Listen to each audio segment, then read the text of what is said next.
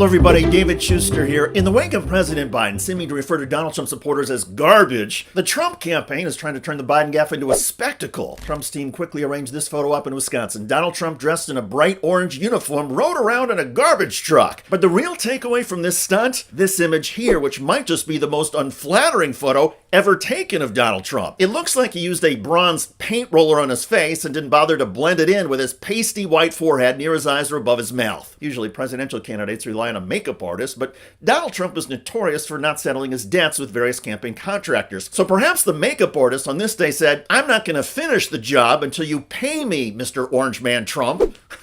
In any case, this now infamous picture perfectly captures the critique the Harris campaign hammered for several weeks during the summer, that Donald Trump and his campaign colleagues are just weird. You may recall that Kamala Harris, Tim Walz, and their campaign surrogates consistently characterized Trump and Vance's comments and behavior, such as Vance's claim that people without children lack a stake in this country, as weird, disconnected, and out of touch. The description captures, reflects, and amplifies the reactions many people feel towards far-right rhetoric. And so the critique has been relatable and arguably more effective than conventional political messaging. In turn, the term weird has quickly caught on among Democrats because it resonates at a conversational level, which strategists believe is more effective in building public support. By framing opponents in this way, the Harris campaign keeps voters focused on Republicans' perceived eccentricities, steering clear of deeper ideological debates that might not win over undecided voters. What's particularly effective about this label is that many people genuinely do find MAGA world and Trump actions weird.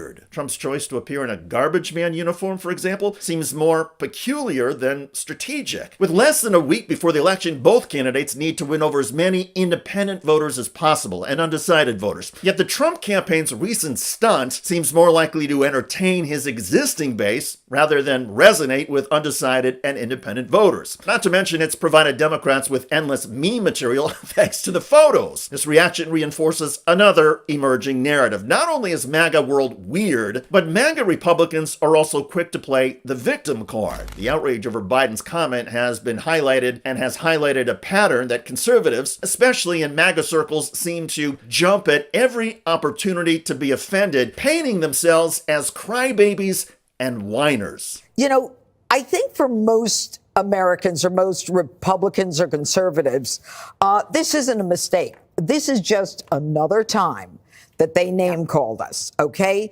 It started with deplorables, and then we were racist, and then we were Nazis, and then we were fascists, then we were extremists, now we're garbage. Under Obama, we're the, rednecks who cling to God and guns and all that stuff. They've done nothing but trash us, the supporters of Donald Trump. So when Donald Trump says something like, they're not just coming for me, they're coming for you. This makes it eminently clear that after they get him, they're coming for us, because that's how little they think of us. The irony, and there are many every time Jeanine Pirro speaks, is that Donald Trump and his supporters have a reputation for making offensive jokes or pushing hateful rhetoric themselves towards people they disagree with. The MAGA minions pride themselves on being tough, politically incorrect, and blunt. However, the moment Trump Republicans are on the receiving end, even if it's a light jab, they shift into victim mode, and this pattern has become a defining feature of the movement's rhetoric.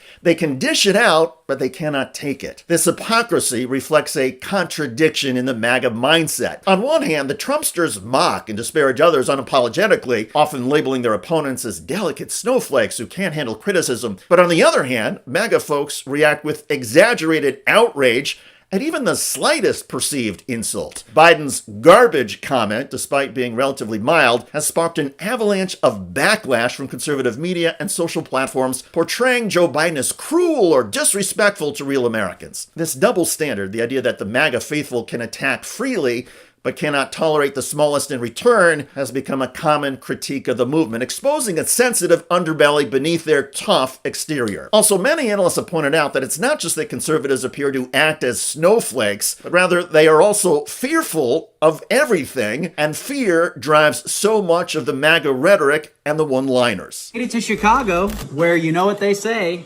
come for the food and stay because you got shot. One thing I love about this narrative that conservatives try to push, every Democratic-run city is an open-air gun range, it's crime, everybody's getting shot, is that You can't then turn around and call liberals snowflakes because we live in these cities. You can't have it both ways. You can't turn around and then be the forward, tough Republican. No, you're scared. You just said it. Remember? This city's got you shaking in your boots. The blue-haired barista that you're calling a liberal snowflake, she lives in the middle of this city. She walks her dog in the city. She takes the train at night. The train that got you shaking in your boots. We're tougher than you. How are we the snowflakes when we live places that you won't even go? Who's the bitch now? At the end of the day, a significant element of right-wing politics and movements is rooted in a pervasive sense of fear. Many conservatives tend to exhibit a heightened apprehension about various issues. Fear of losing cultural identity, fear of economic instability, fear of immigration, and fear of social change. This anxiety often fuels a reactionary mindset, leading to narratives that portray the world as a threatening place. In MAGA circles, for instance, adversaries are frequently depicted as existential threats to the nation's values or way of life. Rather than engaging in constructive dialogue, many conservatives retreat into a defensive posture, cultivating hostility towards those they perceive as others. This fear can create a divisive environment that stifles growth and understanding, limiting the potential for healthy discourse. Moreover, the tendency to play the victim card is closely linked to this fear. By portraying themselves as under siege, conservatives can rally support and justify their aggressive tactics. The strategy makes supporters feel that they are defending their way of life against an encroaching danger rather than participating in a meaningful political conversation. Ultimately, this fear-driven approach undermines the potential for a more inclusive and progressive society.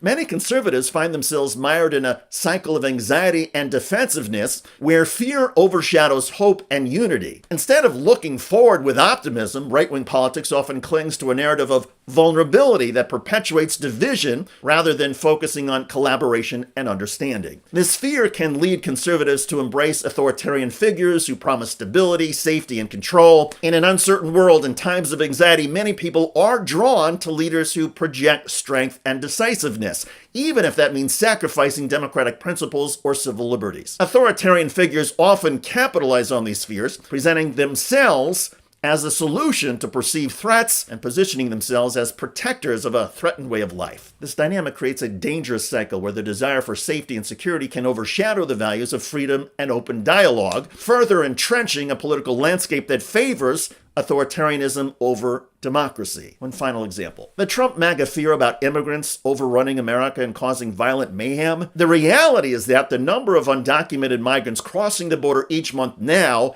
is lower than it was at the end of the Trump administration. Also, cities and towns with large migrant communities in the United States have lower crime rates than cities with smaller percentages of migrants. And overall violent crime in the United States, according to the FBI, has dropped to the lowest level in 50 years. But these facts are inconvenient to a MAGA movement and to Donald Trump. So Trump creates his own frightening narrative, scaring the crap out of many Americans who are not doing their own homework and setting up an opportunity for Trump himself to be the savior for people who are fearful. And Trump gets to amplify his claims and talking points across conservative media. And nothing gets viewers to engage with the media as much as fear. If you believe that a newspaper or television channel understands your fear and is giving you answers or helping you solve the alleged problem, perhaps through a political leader, you're going to feel more connected to that media platform. Your connection creates a larger community where you feel safe and feel understood. And you keep going back to that media platform for more validation of your feelings, even if the fear is based on nonsense and a bizarro fantasy world.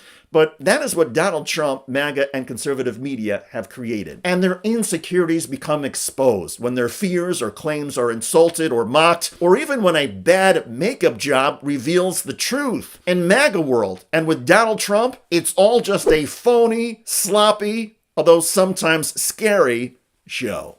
I'm David Schuster. Thanks for joining us.